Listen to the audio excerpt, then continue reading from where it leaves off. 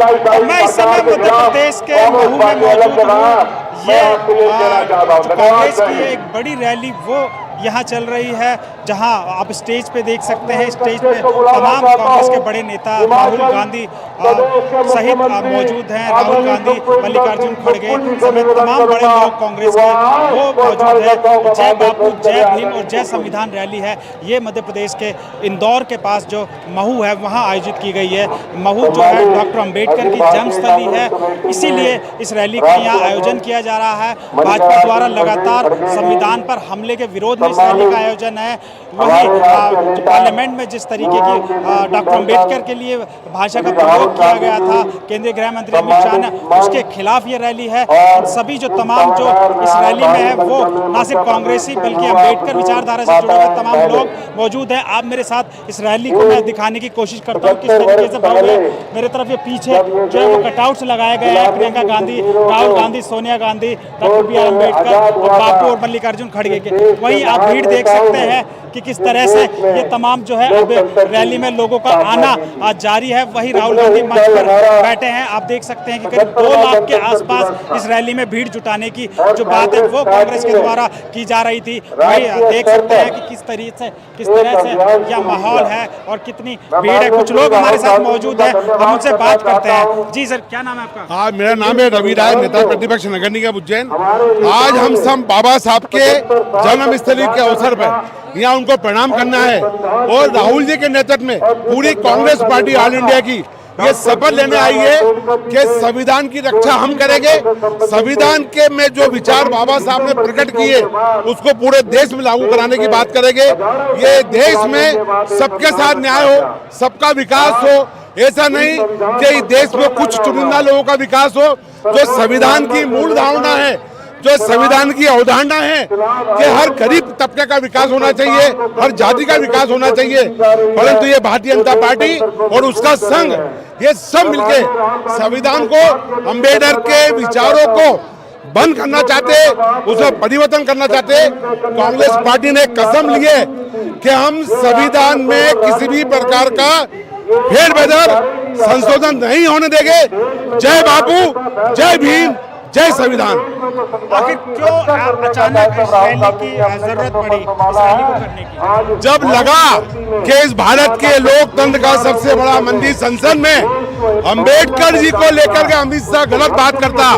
इतने बड़े राष्ट्र नायक जिन्होंने हमें संविधान दिया, वो संविधान के पद पे, संवैधानिक पद पे बैठे हुए अमित शाह जब अम्बेडकर के बारे में गलत विचार या उनकी हंसी बात की बात करता है, खिल्ली उड़ाता है, जब कांग्रेस पार्टी ने सोचा कि अब कांग्रेस पार्टी को सड़कों पे आना पड़ेगा अम्बेडकर के सम्मान में।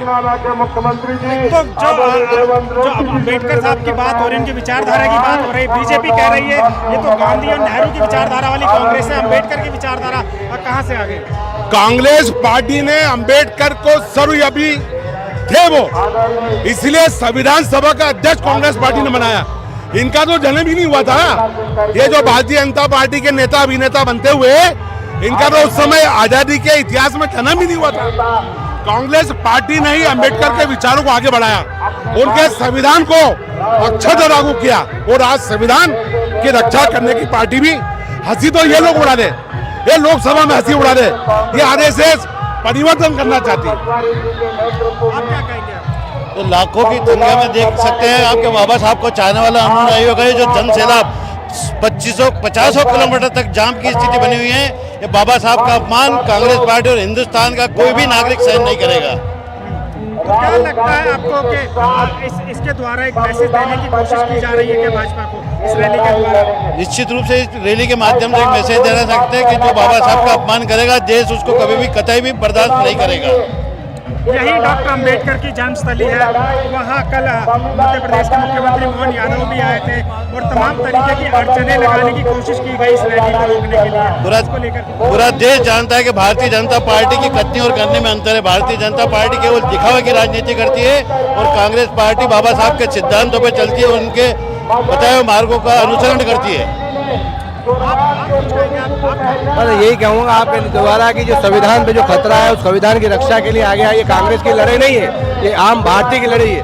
वो बापू जिसने देश को आज़ाद कराया, वो भीम जिसको पूरा विश्व नॉलेज के लिए पूरे विश्व में इतना बड़ा कोई व्यक्ति नहीं हुआ, जिसने समता समानता अधिकार के लिए दबे वंचितों के अधिकारों के लिए अपना जीवन पर्यंत उनकी सेवा की, ताकि वो दबा कुचला आदमी अपने अधिकारों का हनन न सके, उसके मौलिक अधिकारों की रक्षा हो सके। उसके लिए हम सब आज इकट्ठे हुए हैं और संविधान पर कोई आज हम लोग आने नहीं देंगे। क्यों लगता है आपको कि संविधान पर आँच आ रही है, क्या ऐसी बात है? देखिए भाई साहब, अभी मध्य प्रदेश में चुनी हुई सरकार थी, उसको विधायकों को खरीद फरोख्त कर आपने सरकार बनाई, संविधान की हत्या है, नहीं तो क्या है? गोवा में आपने ऐसा किया, कई प्रदेशों में ऐसा कर रहे हैं, और आप ईडी, इनकम टैक्स, सीबीआई का दुरुपयोग आप कर रहे हैं संविधान का। अगर आपको बिगड़ भेदभाव का करोगे तो जितने विपक्ष के लोग हैं उनको ही जेल में डाला जा रहा है। क्यों नहीं इनके मुख्यमंत्रियों की जांच हो रही है? जहाँ हजारों करोड़ों का शराब घोटाला मध्य प्रदेश में हुआ, क्यों नहीं इनके मुख्यमंत्री के खिलाफ जांच हो रही है? ये संविधान की हत्या तो है ना। संविधान में आपको हमको सबको एक अधिकार दिया है, सबके साथ समान व्यवहार होना चाहिए। अगर आप अपराधी हैं तो आपको जेल जाए, मैं अपराधी हूँ तो मैं जेल जाऊँ, ये संविधान की हत्या है और क्या? तो क्या आपको ऐसा लगता है कि जो इस रैली के आयोजन की अचानक एकदम जरूरत पड़ी, तो किस लिए आपको इस रैली का आयोजन? हमें लगा कि कहीं ना कहीं ये संविधान के खिलाफ छेड़छाड़ करेंगे। जो बाबा साहब का संविधान है ये आभास हो चुका है कांग्रेस पार्टी को, इसलिए इनको चेतावनी देते हैं इस मंच के माध्यम से कि संविधान के साथ छेड़छाड़ी मत करना। ये तो कांग्रेस तो ठीक है, इस देश का बच्चा बच्चा सड़क पर आएगा। क्या आप कुछ कहेंगे?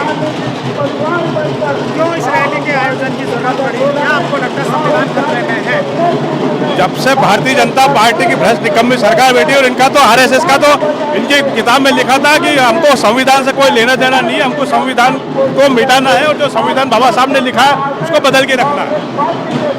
ये इनका तो जो पार्लियामेंट में जिस तरीके की अमित शाह द्वारा भाषा का प्रयोग किया गया था डॉक्टर बी आर अम्बेडकर के लिए, उसको लेकर क्या कहेंगे आप? उसी को लेकर आक्रोश है। कहीं न कहीं इनकी जो संविधान विरोधी बातें थी वो इनकी जबान पे आ गई कि अम्बेडकर अम्बेडकर अम्बेडकर करते हो, इतनी देर में भगवान आ जाते। और वाकई अम्बेडकर जी को दलितों के मसीहा है, हिंदुस्तान के सारे समाज के, चाहे हिंदू मुस्लिम सिख ईसाई स्वर्ण और सब लोगों के मसीहा है, उन्होंने सबको एक समानता का अधिकार दिया। आपको ऐसा क्यों लगता है कि संविधान खतरे में है? संविधान पे बार बार अटैक करे जा रहे हैं। जो संविधान से चुनी हुई सरकार है उनको गिराया जा रहा है। हर चीज में संविधान को मतलब कहीं न कहीं टारगेट कर रहा है। संविधान इसलिए खतरे में है कि आरएसएस और बीजेपी ने मिलकर जितनी भी प्रशासनिक संस्था है सब पे अपने हाथ में भी डाल दिए, सब पे कब्जा कर रखा है। इसलिए लगता है कि संविधान खतरे में है। संविधान के हिसाब से देश चल रहा है, संविधान के हिसाब से देश चल ही नहीं रहा। सीबीआई उसके पास है, आईडी उसके पास है, सारी संस्थाएं तो उसने कब्जा कर रखी। यहाँ तक यूनिवर्सिटी के जो कुलपति है उनको भी उसने आरएसएस के लोगों को बिठा रखा है। तो इसलिए हम कहते हैं संविधान खतरे में। संविधान के हिसाब से कहाँ हो रही है काम? आज कितने पद खाली पड़े यूनिवर्सिटी में, क्यों नहीं भर रही है वो सब आरएसएस के चड्डों को भी डाल रहे हैं यूनिवर्सिटी में। जहाँ देखो जितनी प्रशासनिक संस्था है वहाँ सभी दूर आरएसएस और बीजेपी के लोगों को बिठा रहा है। इसलिए हम कहते हैं संविधान खतरे में है। संविधान के हिसाब से देश चल नहीं रहा है। क्या आपको लगता है कि राहुल गांधी ने जो एक शुरू किया है बाबा साहब अम्बेडकर को लेके, जिस तरीके की बातें की जा रही कांग्रेस के द्वारा, आपको लगता है कि कांग्रेस अब अम्बेडकर की विचारधारा को लेकर चलेगी? बिल्कुल सही है। राहुल गांधी ने जो मुद्दा उठाया वो सही उठाया कि भाई आज संविधान खतरे में है। देखिए आप, संविधान के हिसाब से कोई काम नहीं हो रहा। संविधान के हिसाब से देखिए अब पूरे विपक्ष के नेताओं को जेल में डाला जा रहा। हर कहीं, जैसे मध्य प्रदेश की सरकार गिराई, महाराष्ट्र में किया, दूसरी जगह गिरा, सभी दूर ये मतलब एक तरह के संविधान का अपमान करके और संविधान के साथ खिलवाड़ कर रहा है और आरएसएस के माध्यम से और पैसे के माध्यम से सारी दूर संविधान को खतरे में डाल रहा है। संविधान आपको ऐसा क्यों लग रहा है कि संविधान को बीजेपी परिवर्तित करना चाहती है, बदलाव करना चाहती है? इनके सांसद ऐसा वो क्यों करना चाहते हैं? इनके सांसद संसद में बोल चुके हैं इस बार यदि हम 400 पार हुए तो निश्चित संविधान बदल देंगे। संविधान बदल के और ये मनुस्मृति लाना चाहते हैं। इनका मेन मकसद ये है। आरएसएस ने कभी बाबा साहब को माना नहीं। इन्होंने 70 साल तक कभी तिरंगा फहराया है नहीं अपनी संस्था में, अब फहराने लग गए दिखाने के लिए। बाबा साहब की जो लोग शव यात्रा निकाल चुके हैं 1947 में, वो क्या बाबा साहब का सम्मान करेंगे? बार बार बोल के संसद में बोल दिया अम्बेडकर अम्बेडकर अम्बेडकर। अम्बेडकर को ये पहचानते नहीं है। अम्बेडकर आज की तारीख में दलितों के मसीहा है, दलितों के भगवान है। अम्बेडकर ने आज इतना हमको अधिकार दिया कि आज मैं आपके सामने खड़े होकर बात कर रहा हूँ। मैं भी एक एसटी का कैंडिडेट हूँ। नहीं तो एक समय ऐसा था हमें नाली में पटक रहा था। आज बाबा साहब के संविधान की वजह से मैं आपके सामने बात कर रहा हूँ, इसलिए हम कहते हैं संविधान खतरे में है। आरएसएस और बीजेपी मिलकर संविधान को खतरे में डाल रही, संविधान खत्म कर रही। तो ऐसा तमाम तरीके की जो पार्टियां हैं जी। जिसमें बीजेपी प्रमुख है, बीजेपी जिस तरीके से बाबा साहब को लेकर वो भी दावे करते हैं कि हम बाबा साहब का सम्मान करते हैं, लेकिन बार बार में जो है वो बातें उनकी इस तरीके के नेताओं के बयानबाजी आती है। तो क्या आपको ये लगता है कि आरएसएस इसके पीछे है या भाजपा का ये मैनिफेस्टो? आरएसएस इसके पीछे है, भाजपा तो एक मुखौटा है। आरएसएस मतलब भाजपा के पीछे है और भाजपा तो एक मुखौटा है और आरएसएस ही खास है। जो भी आरएसएस बोलती है वो भाजपा करती है। आज देखिए जगह जगह बाबा साहब के स्टैचू गिराए जाते हैं, बाबा साहब के स्टैचू से भी इनको नफरत है, इसलिए उनको तोड़ा जाता है। लेकिन बीजेपी तो एक तरफ बात करती है क्योंकि आप दलित समाज से ताल्लुक रखते हैं, इसलिए मैं आपका सवाल पूछ रहा हूं कि अभी जो जिस तरीके की उत्तर प्रदेश के मुख्यमंत्री कह रहे हैं कि बटोगे तो कटोगे, यानी उनका साफ तौर पर ये कहना था कि दलित और सभी लोग वो हिंदू हैं एक तरीके से, उसको लेकर आप क्या कहेंगे? तो यदि आप हमें हिंदू मानते हो तो जातिवाद खत्म करो ना, फिर हमें मंदिर में बिठा लो धर्म शंकराचार्य बन के।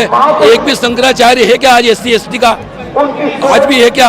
बटोंगे तो कटोंगे, विशेष तौर से उनका मतलब उनका मेन मकसद मुस्लिम के लिए, जबकि वो दलितों का वोट जरूर ले रहा है, दलितों को टारगेट करते हैं कि आप बटोंगे तो कटोंगे, लेकिन सही मायने में वो मुस्लिम के तरफ टारगेट है। और दलित को आप कभी हिंदू मानते ही नहीं हो। यदि दलित को आप हिंदू मानते हैं तो जातिवाद खत्म कर दो। हम तो बोल रहे हैं जातिवाद खत्म कर दो, एक दूसरे के घर में मतलब जो भी खान पान रखो, कहाँ रखते हैं? आज जितने भी मंदिर है वहाँ सारे ब्राह्मण लोग बैठे हुए, ब्राह्मणों का कब्जा है, कोई दलित है क्या?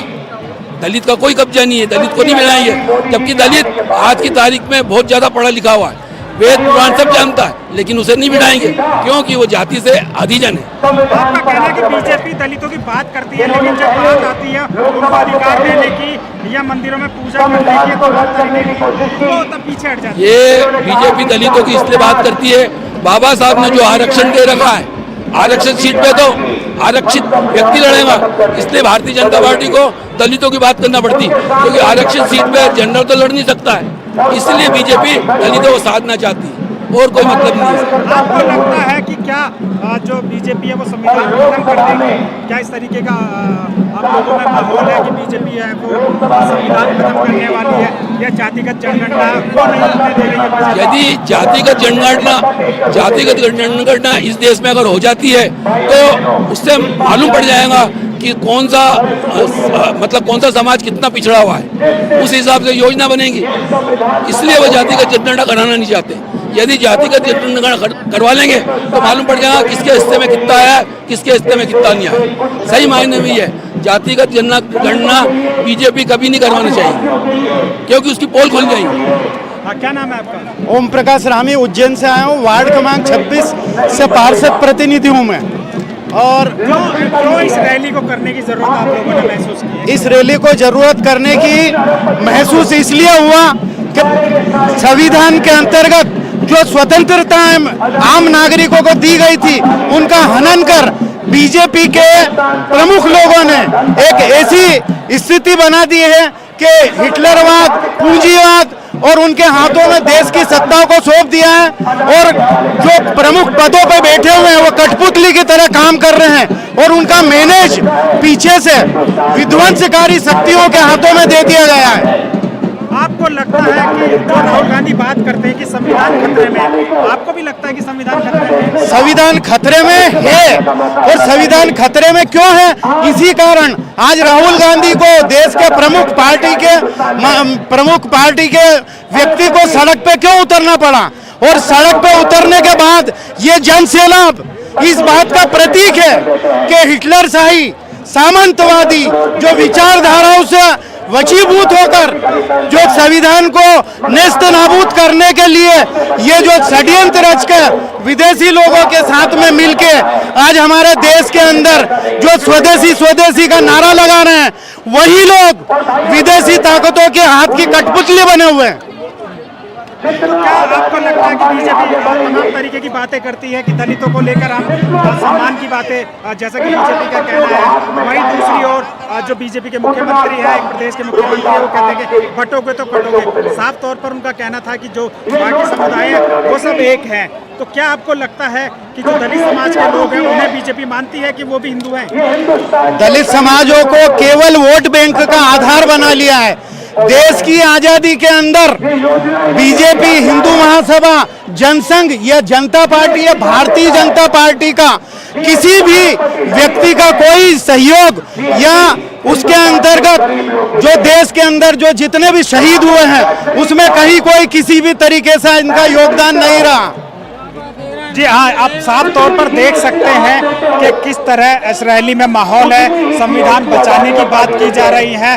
तमाम जो युवा हैं वो भी आए हैं। उन्होंने कहा कि भाजपा जो है वो संविधान को खत्म करना चाहती है, संविधान खतरे में है। क्या नाम है आपका?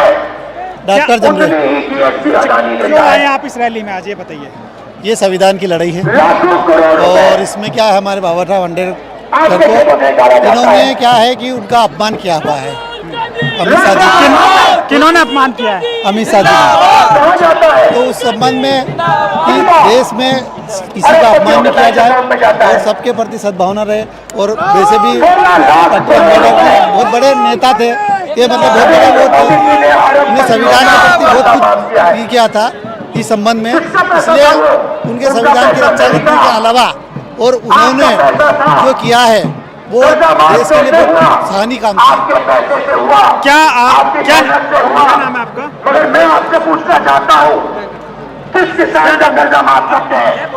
तो ये देख सकते हैं, कुछ और लोगों से हम बात करते हैं। सभी जो यहाँ जो युवा इकट्ठे हैं या आम लोग इकट्ठे हैं यहाँ, उन सभी का कहना था कि बीजेपी वो संविधान के खिलाफ है, संविधान को तोड़ने की बात करती है। सभी समाज जो है वो देश में बाबा साहब अम्बेडकर के संविधान के अनुसार सभी लोग एक समान है। और तमाम तरीके की जो बीजेपी द्वारा प्रोपेगेंडा किया जा रहा है। कुछ और लोगों से हम बात करते हैं। जी, क्या नाम है आपका? मुकेश जी चौधरी। अच्छा, क्यों आए आप इस रैली में, क्या मकसद है इस रैली का? यहाँ पर मैं तो किसान हूँ, किसान। अच्छा, किसान है। तो क्या है आपका मकसद, क्यों राहुल गांधी को सुनने के लिए आए हैं? नहीं, ये तो कांग्रेस पार्टी से जुड़े भी है, अच्छा, उस हिसाब से आए। और क्या, तो क्या लगता है, आपको भी लगता है कि संविधान खतरे में है? आपको लगता है संविधान खतरे में है? खतरे में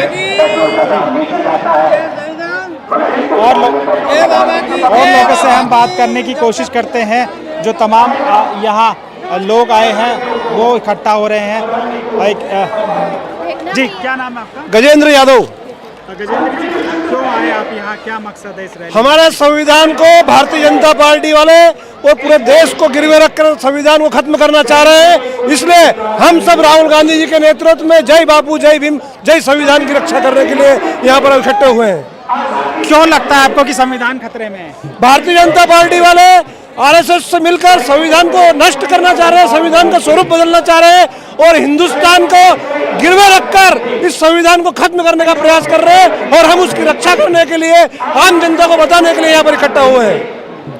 तो यह राहुल गांधी संविधान की बात कर रहे हैं, युवाओं की बात कर रहे हैं, या जो बड़े धनाढ्य लोग हैं जिनके हाथ में पूरा देश है, वो राहुल गांधी का जैसे कहना है, तो उसको लेकर आप क्या कहेंगे? राहुल गांधी जी ने स्पष्ट अभी हाल कहा है कि देश अडानी और अंबानी के हाथ में है, न कि किसी लोकतंत्र के हाथ में है। इसलिए पूरे देश के अंदर एक लहर चल रही है कि जय बापू, जय भीम और जय संविधान को बचाना है तो कांग्रेस का हाथ, और पूरे देश के अंदर देश को बचाना है तो संविधान को बचेगा, नहीं तो देश खत्म हो जाएगा।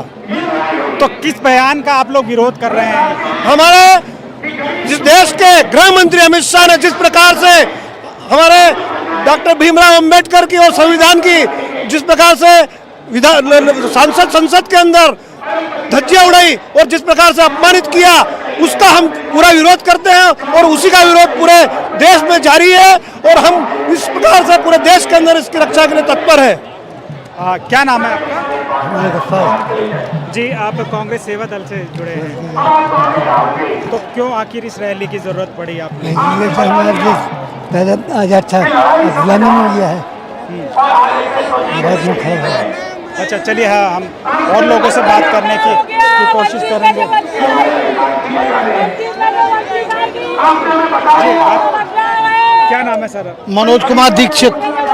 क्यों आखिर इस रैली को करने की जरूरत पड़ी आपको? जी, आखिर क्यों इस रैली को करने की जरूरत पड़ी? क्योंकि संविधान खतरे में है देश का। क्यों खतरे में है? भाजपा उसके खिलाफ रणनीति बना रही है, सोच समझी चल रही है संविधान को खत्म करने के लिए।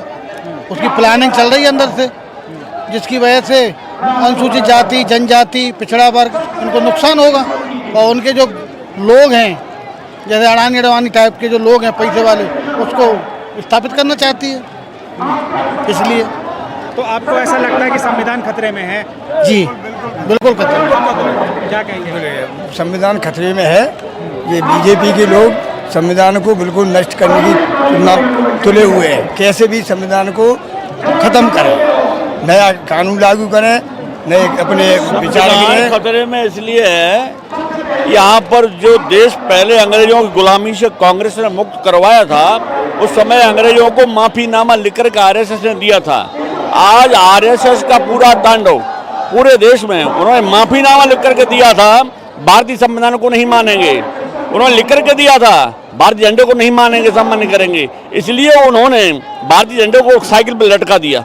ये झंडे का सम्मान नहीं है, घर घर झंडा, ये सम्मान झंडे का नहीं है, इसलिए खतरे में इस पर दिखाई दे रहा है। इन्होंने बाबा साहब भीमराव अंबेडकर संविधान को बदलने की जो प्रक्रिया शुरू की है, काला कानून लेकर के आए।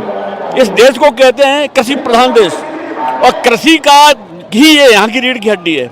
इस प्रजातंत्र की रीढ़ की हड्डी कृषि, इस देश भारत के देश की, हिंदुस्तान की रीढ़ हड्डी कृषि को पूरी तरह से नष्ट इसलिए करना चाहते हैं। ये काला कानून लाकर के किसान को तबाह करना चाहते हैं। किसान ही देश की शक्ति है ये, इसलिए इसमें दिखाई दे रहा है कि भारतीय संविधान खतरे में है, जबकि बीजेपी के हाथों में किसी पर सुरक्षित नहीं है। आरएसएस पूरी तरह से उसको क्या नाम ड्राइव कर रही है, और आरएसएस देश के दुश्मन है। मैं नहीं मानता कि आरएसएस पार्टी देश की शुभचिंतक है, मेरे विचारों में देश की शुभचिंतक नहीं है। क्या आपको लगता है जो काले कानून, कृषि काले कानूनों की आप बात कर रहे हैं जी, आपको क्या लगता है कि उसका किसानों पे कितना असर पड़ा है? बिल्कुल किसान पे असर बहुत पड़ेगा। किसान पे अमीरों का एकाधिकार सारी किसानों की फसल पे हो जाएगा। और उन्होंने जो बड़े बड़े जो बियर हाउस बनाए हैं, उनमें भंडारण करने के बाद में अपनी मर्जी से बेचेंगे। किसान बस ये खरीदें, किसान को महंगी दर पर बेचने का पूरा प्लान है इनका। किसान को बिल्कुल बेघर करना चाहते हैं ये। अंबानी अडानी जितने भी हैं, इनका पूरा एकाधिकार भारत की सत्ता पर करना चाहते हैं, ताकि इनको गरीब चाहिए। जब किसान अमर आगे विकसित होगा तो ये गरीब कहाँ से लाएंगे? इनके अपने घरों में नौकर कहाँ से लाएंगे? इनको नौकर चाहिए, किसान को बर्बाद करेंगे ये दिखाई दे रहा है। तो आप देख सकते हैं किस तरीके से जो लोग किसान हैं, यहाँ जो लोकल किसान हैं वो भी यहाँ आए हुए हैं। आसपास के किसान वो तमाम तरीके की बातें कर रहे हैं। 3 कृषि काले कानूनों को लेकर भी बातें कर रहे हैं। उनका कहना है कि साफ तौर पर बीजेपी जो है धनाढ़ लोगों के हाथ में ये देश देना चाहती है, जिससे जो गरीब लोग हैं वो और परेशान होंगे। क्या नाम है भैया आपका? ईश्वर तायड़े। अच्छा, आप काफ़ी युवा लग रहे हैं। क्यों आए इस रैली में? क्या राहुल गांधी को सुनने के लिए आए हैं? डॉक्टर अंबेडकर का जो संसद भवन में अपमान हुआ है उसके रोष प्रकट करने के लिए? मैं इसलिए आया हूँ सर कि मुझे लगता है कि 70 साल की राजनीति में कांग्रेस की, अब कांग्रेस पार्टी ने जो है, जो इस देश की वास्तविकता का तो मुद्दा है, वो अब कांग्रेस पार्टी के हाथ में आया है। इस देश के जो दलित, शोषित, वंचित बहुजन वर्ग जो है, उन्हें मुख्य धारा में लाने का और उनके हक अधिकारों की लड़ाई जो कांग्रेस पार्टी ने अपने हाथ में ली है, इससे मैं प्रभावित होकर इस रैली में आया हूँ।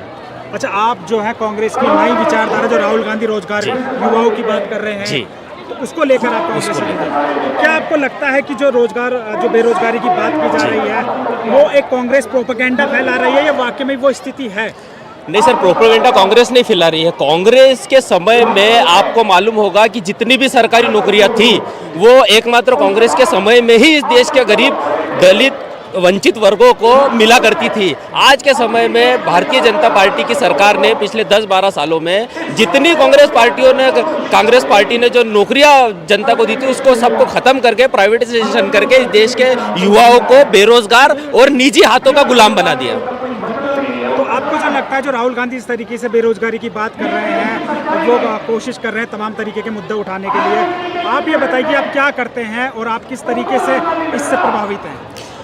देखिए, मैं एक्चुअली ग्रेजुएट हूँ और मैंने कई प्रयास करे, लेकिन मुझे ऐसा लगता है कि नौकरियों का सरकारी कोटा कम करने की वजह से जो बची कुची नौकरियां हैं उसमें कंपटीशन बहुत ज़्यादा बढ़ गया है और नौकरियां कम हो गई है। तो जहां 100 लोगों की भर्ती निकलती है वहां पर 1 लाख एप्लीकेशन आते हैं, और लेकिन नौकरियां खत्म हो गई, चूँकि ये समस्या इसीलिए आ रही है। अगर भारतीय जनता पार्टी जो प्राइवेटाइजेशन किया उसको गवर्नमेंटाइजेशन करती तो ये नौबत नहीं आती। और कांग्रेस पार्टी, जैसा कि राहुल गांधी एक्टिव है और उन्होंने ये बोला है कि जो भारतीय जनता पार्टी जो कुनीतियां जो लाई है, जैसे जीएसटी हो गई और प्राइवेटाइजेशन करण हो गया, किसानों के मुद्दे हो गए, इन सबसे अगर ये काले कानून वापस होते हैं और पुरानी स्थिति में सोच समझकर इसमें अमेंडमेंट किया जाता है तो बेहतर स्थिति में देश का युवा, किसान और मजदूर आ सकता है।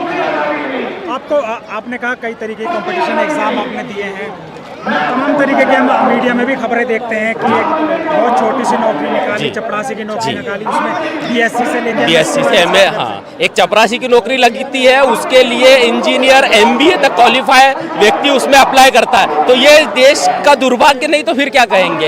एक भारतीय जनता पार्टी ने शिक्षा का ऐसा व्यापारीकरण कर दिया है देश की। इस देश में शिक्षा व्यवस्था, सरकारी शिक्षा व्यवस्था ऐसी होना चाहिए थी कि जिसमें सबसे ज़्यादा अच्छी शिक्षा व्यवस्था होनी चाहिए थी, लेकिन मध्य प्रदेश से लेकर भारतीय सरकार केवल ईवीएस के नाम पर कुछ प्राइवेट स्कूलों में कुछ गिनती की 100 में से 2 या 3 सीटें गरीब वर्गों को देकर और 90% पर पैसा कमाने का काम करती है, और सरकारी स्कूलों के बच्चों को वंचित, शिक्षा से वंचित रखने का कार्य भारतीय जनता पार्टी की सरकार करती है। बहुत बढ़िया बोले आप, युवाओं की आपने बातें रखी हैं। तो क्या आपको लगता है, आप कहाँ से, मध्य प्रदेश के ही रहने वाले हैं? मैं इंदौर मध्य प्रदेश का ही रहने वाला हूँ सर। अच्छा, तो कौन कौन से आपने कंपटीशन एग्जाम दिए हैं अभी तक? मैंने सर एमपी पुलिस का एग्ज़ाम दिया था, और मैंने हमारे मध्य प्रदेश में मऊ में पहले आर्मी की जो ट्रेनिंग होती थी वहाँ पर अप्लाई किया था। मैंने एसएससी के लिए अप्लाई किया था, लेकिन अनफॉर्चुनेटली वो भी नहीं हो पाया। लेकिन जब शिवराज सिंह चौहान की एक योजना चली थी, उद्यमी योजना, उसमें 2 लाख रुपए लोन दिया जाता था और 30,000 की सब्सिडी दी जाती थी। सर 3 साल सलग में घुसा हूँ, बैंक से लेकर कलेक्टर से लेकर ज्ञापन दिए, सब कुछ दिया, लेकिन मेरा लोन नहीं हुआ तो नहीं हुआ। और उसमें भी अगर होने की कंडीशन ये थी कि उनको घूस देना पड़ता था, उसके बाद वो मिलेगा। मतलब लोन के लिए भी जो युवा, जो बेरोजगार, हाँ, सिर्फ हवाई बातें होती है। दफ्तर स्तर पर कोई भी अधिकारी और कोई भी लोन किसी एकदम आसानी से किसी भी व्यक्ति को नहीं मिलता। क्या आपको लगता है कि न सिर्फ मध्य प्रदेश बल्कि पूरे देश में इस तरीके की समस्याएं युवाओं को लेकर? पूरे देश में इस तरीके का व्यवस्था है, क्योंकि नीतियों से देश चलता है। जो नीति केंद्र सरकार की लागू होती है वो पूरे देश में लागू होती है, वो किसी प्रदेश, गांव, शहर के लिए नहीं होती है। तो मोदी जी तो कहते हैं हमने इतने लाख नौकरियां दी हैं, हम युवाओं को उद्यमी बना रहे हैं, स्टार्टअप के लिए लोन दे रहे हैं, सब तमाम तरीके के दावे किए जा रहे हैं। मोदी जी अपना पूरा पैसा तो प्रचार में खर्चा कर रहे हैं, वो प्रचार में बताते हैं कि मैंने ऐसा करा, धरातल की स्थिति उनको भी नहीं है। वो अपने पीएमओ ऑफिस से बाहर अगर निकलेंगे, अपना हुलिया भेष बदल के अगर किसी गांव में जाएंगे, किसी कलेक्टर ऑफिस में जाएंगे, तब उनको धरातल की स्थिति पता चलेगी जब मोदी जी से रिश्वत की डिमांड की जाएगी। मोदी जी को नहीं मालूम ऑफिस में बैठकर क्या हो रहा है। 3 लाख रुपए का युवाओं को लोन देने के लिए भी 1 से 1.5 लाख घूस देनी पड़ेगी है? घूस देना पड़ेगी, और 3 लाख लोगों को यूज देने के लिए भारतीय सरकार 300 करोड़ रुपए एडवर्टाइजमेंट में खर्चा करेगी, और 1000 करोड़ रुपए भर्ती निकाल के 1000 करोड़ रुपए रजिस्ट्रेशन के नाम पे अपनी झोली भरेगी, और युवाओं को फर्जी तरीके से घपला करके और अपना जो एग्जाम पेपर लीक करवा के और उनके करियर के साथ खिलवाड़ करके वो पैसा आंटी कर लेगी और विद्यार्थियों पे, और फिर वो प्रदर्शन करके उन पर लाठीचार्ज करेगी। पेपर लीक के मामले के मध्य प्रदेश में भी ज्यादा हो रहा है। पेपर लीक का मामला मध्य प्रदेश में सिर्फ उजागर नहीं हुआ है, लेकिन मध्य प्रदेश भी इसमें विलिप्त है। अच्छा, ठीक है। क्या नाम है सर आपका? दीपक शर्मा। क्या आपको क्यों लगता है कि इसमें लीक करने की जो है वो ज़रूरत महसूस हुई? क्या आपको भी लगता है संविधान खतरे में है? बिल्कुल, बाबा साहब अम्बेडकर द्वारा बनाया गया जो संविधान है, उसको आज जो वर्तमान की सरकार है वो छिन्न भिन्न करना चाहती है। ये मनुस्मृति के लोग हैं जो दलित, आदिवासी एवं पिछड़े लोगों को कुचलने का काम करने चाहती है। एक यहाँ तक कि संविधान चुनाव खत्म करना चाहती है मोदी की सरकार। जिस प्रकार अन्य देशों में एक राष्ट्रपति या जो भी राष्ट्र प्रधान होता है उस प्रकार से ये चुनाव से डरते हैं और चुनाव को डरने के कारण संविधान में परिवर्तन करना चाहते हैं, कुचलना चाहते हैं, दलित की, मजदूर की, शोषित की, वंचित की आवाज को दबाना चाहते हैं। और उसी के तारतम्य में आज राहुल गांधी जी महू में आए हैं और आज से जो संकल्प हम यहाँ से लेके जा रहे हैं कि संविधान के लिए चाहे हमारे प्राणों की बलिदान देना पड़े, हम किसी के आगे झुकेंगे नहीं। दलित के, शोषित के, मजदूर के, हर वर्ग के लिए ये लड़ाई हमारी जारी रहेगी। तो क्या ऐसा आपको क्यों लगता है कि संविधान खतरे में है? कुछ एक आध कोई ऐसी बात बताइए। संविधान खतरे में है, इसका मुख्य कारण ये है कि जिस प्रकार से देश में अभी हमारे पास में खातेगांव विधानसभा से हूँ, एक सतवास में एक हरिजन को थाने में लाया गया जहाँ उसको मृत्यु कर दी गई, मार दिया गया। इस प्रकार से हमारे नेवार में आदिवासी भाइयों को कुचल दिया गया और किसी भी प्रकार का कानून व्यवस्था है ही नहीं, सिर्फ गुंडा राज चल रहा है। यहाँ पे संविधान का कोई राज नहीं है। जैसे सभी को अधिकार था कि इसको इतने प्रतिशत आरक्षण दिया जाएगा, आपको जीवन शैली इस प्रकार रहेगी, सभी के लिए बाबा साहब अम्बेडकर ने व्यवस्था बनाई थी, उस व्यवस्था को पूरी खत्म कर दी जा रही है वर्तमान सरकार द्वारा। जी बहुत बहुत शुक्रिया। तो आपने देखा किस तरीके से सभी युवा हैं वो बात कर रहे हैं। कुछ और लोगों से हम बात करेंगे। सर क्या नाम है आपका? मनोज राठौर। जी मनोज जी, क्या आप क्यों इस रैली में आज आए हैं? क्या ऐसा मकसद है इस रैली में? देखो क्या है कि जो कॉन्स्टिट्यूशन, जो संविधान भीमराव अंबेडकर जी ने बनाया था 1950 में, इसको लिखा 2 साल 11 महीने 18 दिन लगे और सबकी सहमति से ही बना था। और इसी कारण से आज जो देश के प्रधानमंत्री नरेंद्र मोदी है, जो कभी कहते थे हम बंडेगर की रेलवे स्टेशन में चाय बेचते हैं, वो संविधान ने उनको ये इतना बड़ा हक दिया कि वो चुनाव लड़के आज देश के प्रधानमंत्री बने हुए हैं। और वो चाहते हैं कि देश के आम जनता और छोटे लोग कुचले जाएं और सिर्फ उद्योगपतियों को देश का सुपुर्द कर दिया जाए। आज अदानी, अंबानी जैसे लोग, मध्यम वर्गीय किसान परेशान है, युवा बेरोजगार है। आज परीक्षा देने जाता है, मध्य प्रदेश में पटवारी की एग्जाम निकली, ग्वालियर का वो कॉलेज जहाँ से 6 लोग उसी कॉलेज से निकले और एक ही नंबर से निकले। तो ये भ्रष्टाचार का पूरा, इन्होंने भ्रष्टाचार का बम बना रखा है, पूरे प्रदेश को बना रखा है और वही का ये मोदी कर रहे हैं। आज पढ़ा लिखा बच्चा विदेश जाता है, पढ़ाई करने के लिए आता है, वो कहते हैं कि पकौड़े बेचो, ये रोजगार है। और अब संसद भवन के अंदर देश के गृह मंत्री अंबेडकर जी ने क्या कहा कि अंबेडकर अंबेडकर अंबेडकर अंबेडकर अंबेडकर बोल के अंबेडकर जी का अपमान कर रहे हैं। उस अपमान कर रहे हैं जो इस देश की 75% आबादी जो गरीब है, किसान है, जो निचले हैं, जो गंदगी को साफ करते हैं, उसका अपमान करा है इन्होंने। ये सिर्फ इस देश को उद्योगपतियों के सुपुर्द करना चाहते हैं। देश के अंदर ईस्ट इंडिया कंपनी आई थी, बिजनेस करने के लिए आई थी। वही कहे 2014 से लेकर आज तक नरेंद्र मोदी, अमित शाह, ये लोग सब उद्योगपतियों को देश सुपुर्द करना चाहते हैं। और रेलवे, भेल, सेल, HPCL, LIC सबको बेच रखा है इन्होंने, प्राइवेटीकरण कर रखा है। आज बच्चा पढ़ रहा है, उसका फ्यूचर क्या बताइए सर आप, यह स्थिति है। अच्छा, जो बीजेपी जो बात कर रही है एक देश एक चुनाव की, उसको लेकर आप क्या कहेंगे? क्या ये संविधान पर एक तरीके से प्रहार है बीजेपी द्वारा? प्रहार कर रही सर, वो एक देश एक संविधान को लेकर एक चुनाव करवाएगी और उसी के अंतर्गत सबको लेके इस देश को कुचलना चाहती पूरी तरह से और उद्योगपतियों के सुपुर्द करेगी। आज GST लगाई, छोटा दुकानदार, छोटा किसान से परेशान है। ये नहीं कि GST बड़े लोग नहीं दे रहे, छोटा व्यापारी दे रहा है। वो फाइल मेंटेन करेगा कि उसका हिसाब रखेगा कि दुकान के अंदर सामान डालेगा। किसान परेशान है, मजदूर परेशान है, सब जी त्रस्त हो गए। 2014 से ग्लोबल हंगरी इंडेक्स में आप रैंकिंग देखिए, भारत का नंबर 78वां नंबर है। अच्छा। और विश्व की जो चौथी अर्थव्यवस्था की बात करते थे मनमोहन सिंह जी, तो ऑलरेडी 2014 में तीसरी अर्थव्यवस्था बना के गए थे। 8.9 की दर से GDP का रेट था, आज GDP 6.4 पे चल रही है। तो जो मनमोहन सिंह जी है कि अरबी घोड़े की तरह देश चला रहे थे, उस घोड़े की टांगी तोड़ दी इन्होंने और अब कह रहे हैं कि हम देश को विश्व गुरु बनाएंगे। कैसे बनाएंगे ये बताइए आप। अच्छा, बीजेपी एक बात भी करती है कि बटोगे तो कटोगे, वो उस नारे को लेकर आप क्या सोचते हैं? बटोगे कटोगे, आज उत्तर प्रदेश के अंदर देख लो, ब्राह्मण दलित से लड़ रहा है, दलित ठाकुरों से लड़ रहा है, देश के अंदर हिंसा फैलाई जा रही है, हिंदू मुस्लिम करके लोगों में भेदभाव कर रही है और पूरी तरह इनको कुचलना चाहती सर। पूरी तरह बीजेपी की नीति इस देश में। और अग्निवीर ये ऐसी योजना लेके आए हैं कि 3 साल का अगर आप प्रशिक्षित जो सैनिक है वो युद्ध करेगा कि उसको सीखेगा, फिर उसके बाद हथियार आएगा, वो देश के अंदर हिंसा करेगा धर्म के नाम पे। सीरिया, लद्दाख, यूक्रेन, रसिया, ये देखो ना, आज ये देश पूरी तरह से लड़ के खत्म हो गए।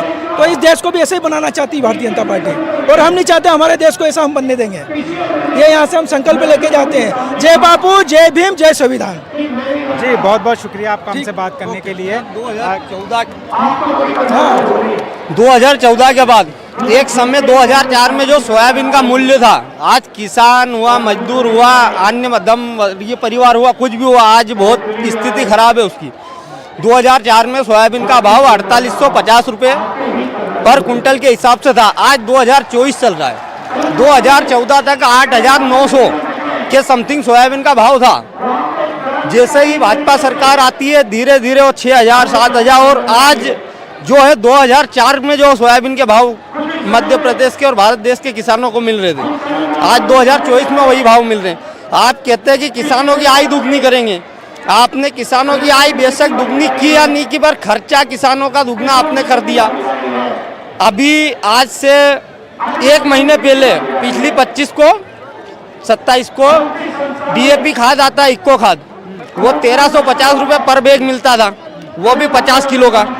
आज वही पर बैग 45 किलो है और 1750 रुपये उसका मूल्य है। तो अब किसान की आय दुगनी हुई कि खर्च दुगना हुआ। और मध्यम वर्गीय परिवार जो जिन्हें आज बाबा साहब डॉक्टर भीमराव जी अंबेडकर साहब ने एक संविधान के बाद एक वजूद दिया, एक उनको सारी वो चीज़ें दी अपने खिलाफ हो रहे अत्याचार से लड़ने की। किसी गरीब व्यक्ति के पास 2 बीघे या 2.5 बीघे का पट्टा जो दिया हुआ है, ये मोदी जी नहीं जानेंगे, उनको पता है केटली है, और चाय से ज़्यादा केटली गर्म हो रही है इस देश में। यहाँ की पब्लिक और यहाँ के संविधान से ज़्यादा केटली गर्म है आज की किस्में। चाहे वो कोई सी भी अधिकारी के पास चले जाओ, कहीं पे, अभी थाने पे हमारे यहाँ तो साहब देपालपुर में विधायक जी का टोकन कटता है थाने से, भाजपा के कमीशन 4 लोग जाते हैं, आपके बेटमा में ही जाते होंगे, जाते हैं कि नहीं? हर जगह वो चल रहा है। अच्छा, आपने किसानों की बात करी, मैं आपसे बात करना चाहूँगा। जो राहुल गांधी कह रहे हैं जातिगत जनगणना होनी चाहिए, हम सत्ता में आएंगे तो जातिगत जनगणना करवाएंगे, आप कितना इसको महत्वपूर्ण मानते हैं? सर, जातिगत जनगणना ये होती है कि किसी मंदिर में एक पुजारी काम कर रहा है तो उसकी सैलरी 2000-3000 रुपये। आज ठाकुरों में देख लो, जनरल कोटा है, सब ठाकुर कोई रईस नहीं है, गरीब तबका भी है, उसकी भी जनगणना होना चाहिए। ब्राह्मण जो मंदिरों में बड़े बड़े मठों में बैठे हैं, अरबपति बने बैठे, और एक किसी जगह छोटा सा पुजारी, वो गरीब तबके से हुआ। इसीलिए राहुल गांधी जी बार बार कहते हैं जातिगत जनगणना होना चाहिए ताकि सबको समान अधिकार मिले। और किसानों की बात रही तो 2014 के पहले सोयाबीन 5000 रुपये क्विंटल थी, और जो DAP यूरिया है 350-400 रुपये मिलता है, 1350 मिल रहा है। और आज वर्तमान में 2024 में 3500 रुपये ज़्यादा भाव नहीं है सोयाबीन का, तो किसान आत्महत्या कर रहा है, और ये मध्य प्रदेश आत्महत्या करने का गढ़ बन चुका है किसानों का। ये स्थिति सर, आप क्या कह रहे हैं? मैं किसानों के हित की 2 बात करना चाह रहा हूँ। एक तो इन्होंने भूमि अधिग्रहण नियम में संशोधन करके उसको बदल दिया है। आज हमारे क्षेत्र बेटमा में कंपनियां आ रही है, किसानों से ज़बरदस्ती ज़मीनें ली जा रही है, जबकि पहले प्रावधान ये था कि 70 से 80% किसान अगर हामी नहीं भरते हैं तब तक कोई ज़मीन किसान देगा नहीं। राहुल गांधी जी ने 2015 में उनके शब्द थे कि आने वाले 10 से 15 साल बाद ये 2-2, 3-3 बीघा वाले किसान सारे खत्म हो जाएंगे।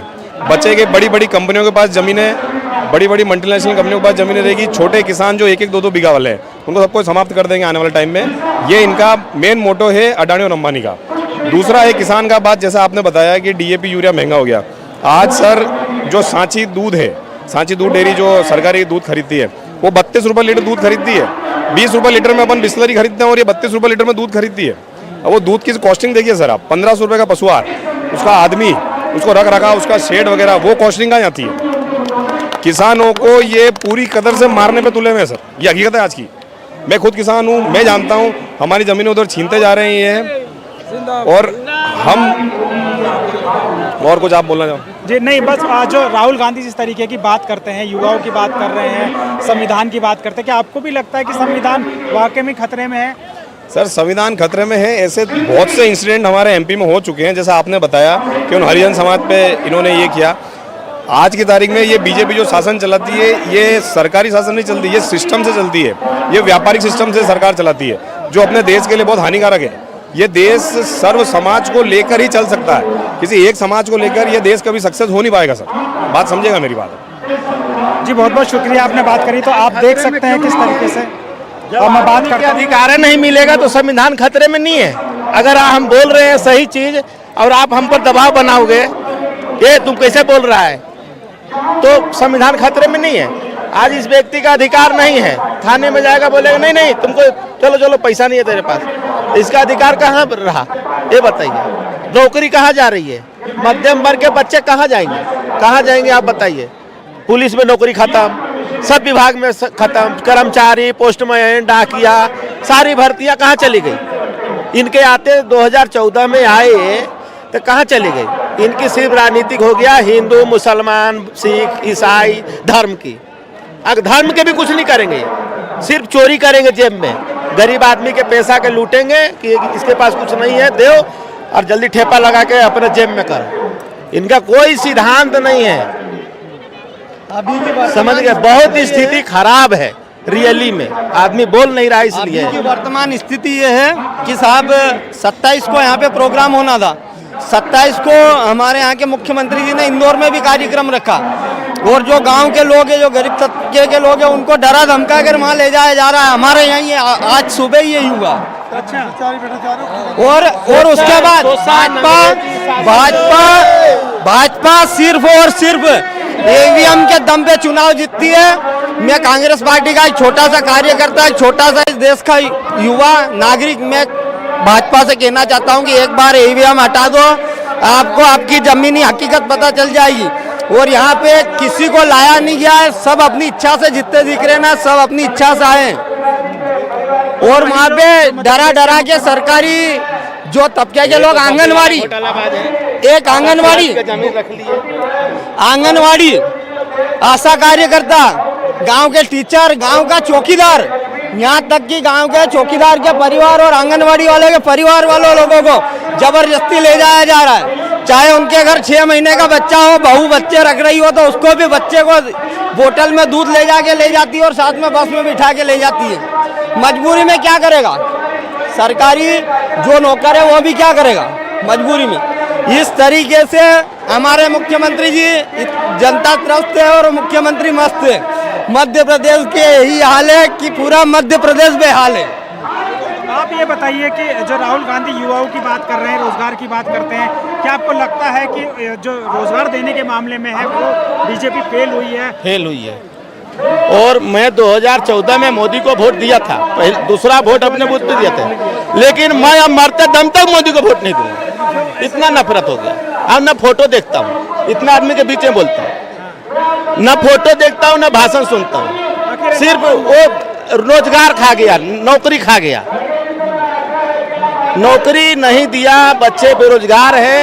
मध्यम वर्ग के बच्चे कहाँ जाएंगे? वो 10,000 में किसी की गुलामी करवाना हमको पसंद नहीं है। हमारा बच्चा पुलिस में जाता था, फौज में जाता था, सब जगह इन्होंने ये कर दिया। हमारा बच्चा कहाँ जाएगा? हमारा लाइफ कैसे सिक्योर होगा? हम एक साधारण व्यक्ति हैं, ये सुने, हमारा एक बच्चा है, नौकरी होता था, हमारा 4 फैमिली को सुधारता था। आज हमारा 4 फैमिली 10,000 की नौकरी में क्या कर सकता है? माँ बाप को भी खिला पिला नहीं सकता, अपने बच्चों को भी नहीं पढ़ा सकता। ये शिक्षा पर क्यों क्या किया इन्होंने? शिक्षा पर कितने बच्चों के सरकारी नौकरी, सरकारी स्कूल में जा रहे हैं? शिक्षक ही नहीं है। अरे स्कूल बन गया तो शिक्षक नहीं है, अस्पताल बन गया तो डॉक्टर नहीं है। अभी चलो यहाँ कैंटोनमेंट अस्पताल है, कैंटोनमेंट अस्पताल है मऊ में, वहाँ डॉक्टर नहीं है। क्या करेगा गरीब आदमी? किसी के पास 50,000 रुपया रहेगा तब ना इंदौर बॉम्बे हॉस्पिटल में जाएगा भर्ती होने, मर जाएगा इधर ही। आयुष्मान कार्ड है, इसमें नहीं लूंगा, इसमें नहीं लूंगा। जब तक उसको आयुष्मान कार्ड क्लिक होगा तब तक तो आदमी मर ही जाएगा। आप बताओ, आप ही लोग बताओ, इतना जनता है ना, बताए कोई। व्यापम घोटाले में 1000 लोगों की जिंदगियां खराब कर दी मध्य प्रदेश में। उस लक्ष्मीकांत शर्मा को जो पूछते फिरते हैं, जुआ सट्टा अबे शराब इनके कार्यकर्ता करते हैं।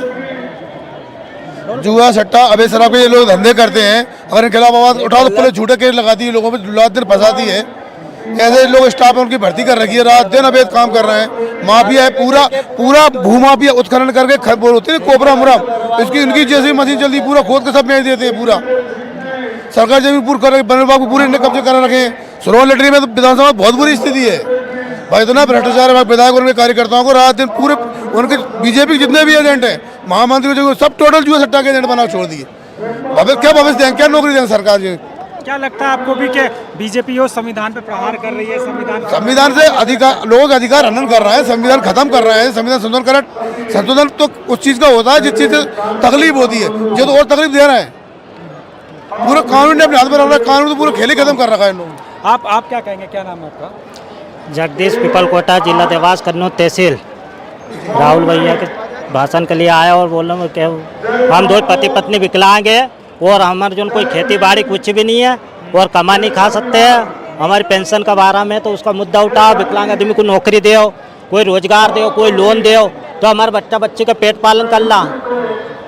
जी अभी आता हूँ मैं आपके पास, 1 मिनट बात करता हूँ जरा महिलाओं से। जी आप लोग बताइए, क्यों आखिर इस रैली में आप लोग आए, क्या आपका मकसद है? हम इस रैली में इसलिए आए हैं कि मध्य प्रदेश में भीमराव अंबेडकर के संविधान के साथ में खिलवाड़ किया जा रहा है, संविधान के आलोचना की जा रही है। जो संविधान सबके लिए बना है तो इस संविधान को हमेशा बना ही रहने देना चाहिए। हमारे प्रधानमंत्री मुख्यमंत्री को चाहिए कि संविधान को ना छेड़छाड़ करें। अगर संविधान के साथ छेड़छाड़ करेंगे तो उनको बहुत बड़ा हर्जाना भोगना पड़ेगा। और हम सब भीमराव अंबेडकर जी की, वो कांग्रेस की इसलिए सम्मान करते हैं कि भीमराव अंबेडकर और कांग्रेस सभी को लेकर के चलते हैं। और भाजपा के अंदर जो भावना है, जातिवाद की भावना है उनके साथ में, महिलाओं की सुरक्षा करते नहीं है, वो सिर्फ भाषण देते हैं वो और मतभेद को फैलाते हैं। इस मतभेद को ख़त्म करने के लिए आज यहाँ पर इतना बड़ा कार्यक्रम रखा गया है और हम सब संविधान को बचाकर रहेंगे। संविधान के लिए हम कांग्रेस, भीमराव के सम्मान में हम कांग्रेस मैदान में हैं और जय कांग्रेस। जय भीम। जी क्या आपको भी लगता है संविधान खतरे में है? जी हाँ, संविधान है खतरे में, संविधान खतरे में है ना। जातिवाद करके संविधान खतरे में जब तक मैदान में आए हैं, अगर संविधान खतरे में नहीं होता तो मैदान में नहीं आते। हमारी सुरक्षा है ही नहीं, महिलाओं की सुरक्षा हो ही नहीं रही है, कहीं पे भी अकेली लड़की जा ही नहीं सकती है। महिलाओं की सुरक्षा होना भी चाहिए। और भीमराव अंबेडकर जी ने सबके लिए संविधान को बनाया है, तो सबको अपना अपना अधिकार जो यहाँ की सरकार है उन्हें भी देना चाहिए और पूरे राष्ट्र में जो मोदी जी है उन्हें भी महिला को सम्मान करना चाहिए और भीमराव अंबेडकर जी का भी सम्मान करना चाहिए। हमारे संविधान को बचाने के लिए हर जिले से, हर शहर से महिलाएं आई हुई है। जिस तरीके से आप कुछ कहेंगे? जो भी हमारे भीमराव अंबेडकर बाबा, उनके कारण उनके लिए भी हम आ गए। बहुत अच्छा काम करा, राहुल गांधी ने भी बहुत अच्छा करा महिला उनके लिए, हमको मकान भी दिया है उन्होंने और हमारी व्यवस्था भी करी है उन्होंने। बहुत अच्छा लगा राहुल गांधी का भाषण सुन के। और हम जय भीम वाले बाबा साहब अम्बेडकर के। हाँ, तो आपको लगता है कि बीजेपी जो है वो बाबा साहब का अपमान किया है? अपमान किया, बीजेपी ने अपमान किया है, अपमान किया है, इसलिए इतनी जनता आ गई। नहीं करना चाहिए, हमारे लिए तो भगवान है हमारे बाबा साहब, क्या हमारे लिए भगवान है हमारे बाबा साहब, नहीं करना चाहिए अपमान। तो आपको भी ये लगता है कि बीजेपी जो है वो संविधान बदलना चाहती है या बीजेपी के राज में संविधान खतरे में, आपको ऐसा लगता है? खतरे में तो नहीं लगता है, ऐसा तो खतरा में तो मेरे को किसी की तरफ दिखता नहीं है खतरा, लेकिन हम बाबा साहब की तरफ से है, हमको बहुत अच्छा लगता है। राहुल गांधी का भी हमने सुना, महिलाओं को। यही बाबा साहब की प्रेरणा स्थल भी है यहीं? जी जी, अभी यहाँ से सर दूर है, जन्मभूमि है बाबा साहब की। हम हर 14 अप्रैल को आते रहते हैं। क्या वहीं रहती हैं आसपास में? हम राजेंद्र नगर रहते और महू जन्मभूमि है बाबा साहब के, वहाँ आते रहते 14 तारीख को। आप वहाँ जाते रहते? जाते रहते हर साल। हाँ राजेंद्र, आप वहाँ जाते रहते, हर साल जाते रहते हमारे भीम के लिए। तो कैसा लगता है हमको? बहुत अच्छा लगता है जब बाबा साहब के बारे में कोई इस तरीके की बातें करता है। जो बुरा लगता है बाबा साहब के बाद में बुरा लगता है। बाबा साहब के इसमें बोलते थे, हमको बुरा लगता है। भ्रष्टाचार पर आए थे। हाँ, भ्रष्टाचार पर आए थे,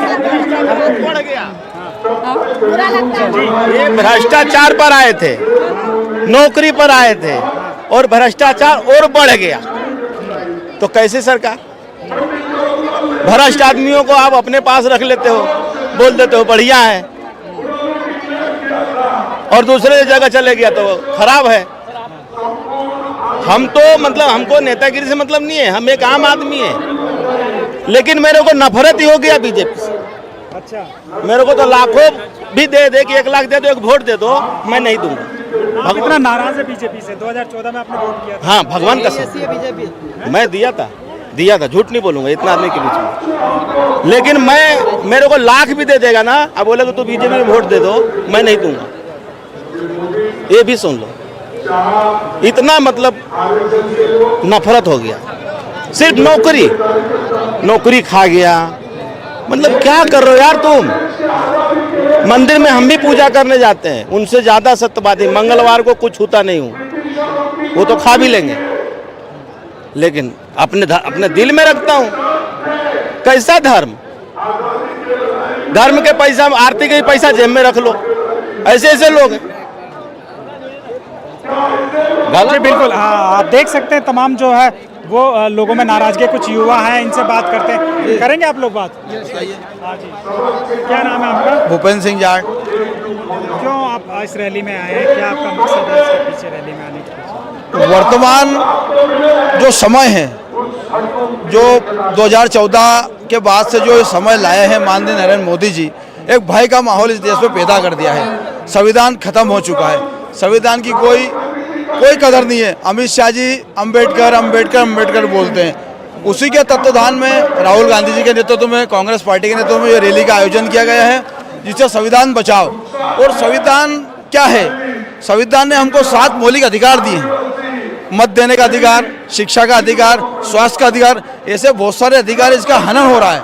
माननीय मोदी जी का इस तरफ कोई ध्यान नहीं है। ध्यान भटकाने की राजनीति माननीय नरेंद्र मोदी कर रहे हैं। कभी अफगानिस्तान की बात करें, कभी पाकिस्तान की बात करें, कभी बांग्लादेश की बात करेंगे। ना तो रोजगार की बात होती है, ना ही शिक्षा की बात होती है, ना ही किसी आगे इस देश का जो माहौल है वर्तमान, युवा बेरोजगार है, शिक्षा का बेहौल, लाखों स्कूल बंद हो चुके हैं, हजारों शिक्षक को प्राइवेट ठेके में देने की तैयारी स्कूलों को। इसलिए यहाँ से जो आवाज़ जाएगी मऊ के अम्बेडकर। तो देखा आपने किस तरह से जो लोगों के बीच जो माहौल है, वो कह रहे हैं कि बाबा साहब भीमराव अंबेडकर जी का अपमान किया गया है, जिनके सम्मान में हम आए हैं। मेरे पीछे आप देख सकते हैं दलित समाज से जुड़े हुए लोग हैं, जो दलित विचारधारा से जुड़े हुए लोग हैं, वो लोग यहाँ एकत्रित हुए हैं। ये कोई एक तरीके से कांग्रेस के कार्यकर्ता नहीं है, बल्कि आप देख सकते हैं इनके हाथ में जो जय भीम के झंडे लिए गए हैं, वो देख सकते हैं आप। मैं बात करने की कोशिश करता हूँ। क्या नाम है आपका? नवनीत राम दिवाकर। क्यों आप आज यहाँ आए हैं? यहाँ पर जो है बाबा साहब की जन्मभूमि, सबसे पहले तो उनको नमन करता हूँ। और बाबा साहब के संविधान को जो बीजेपी वाले ख़त्म करने की सोच रहे हैं, उस विषय में जो हमारे राष्ट्रीय अध्यक्ष खड़गे जी, विपक्ष के नेता राहुल जी, और क्यों लगता है आपको कि बीजेपी जो है वो संविधान खत्म करने में लगी है? बीजेपी संविधान इसलिए ख़त्म करना चाहती है कि यहाँ पर जो छोटे लोग बराबरी से जो आकर उनसे बातें करने लगे, वो उन्हें पसंद नहीं। छोटे लोग जो उनके पाँव में डरे रहते थे, जो उनसे घृणा करते थे, आज वो उनको अच्छे, बाबा साहब ने अच्छा पढ़ लिख के तैयार किया है, तो वो उनकी बराबरी में बैठते तो वो उन्हें अखरता है। क्योंकि मैं विदिशा से आया हूँ, और विदिशा में अभी हाल ही में 26 जनवरी पे बाबा साहब की मूर्ति का कलर नहीं किया गया, परंतु गांधी जी की मूर्ति का कलर किया। सरेआम बाबा साहब का वहाँ पर अपमान किया गया विदिशा में। तो ऐसी पार्टी जो बाबा साहब की बात तो करती है, पर बाबा साहब के विचारों पे नहीं चलती, तो ऐसी पार्टी इस देश में नहीं होना चाहिए। तो आप देख सकते हैं ये जो दलित समाज से जुड़े हुए लोग हैं, जो किस तरीके से बाबा साहब के जो अपमान हुआ था उसकी ये बात कर रहे हैं। क्या नाम है अभी आपका? मेरा नाम सुनील परिहार।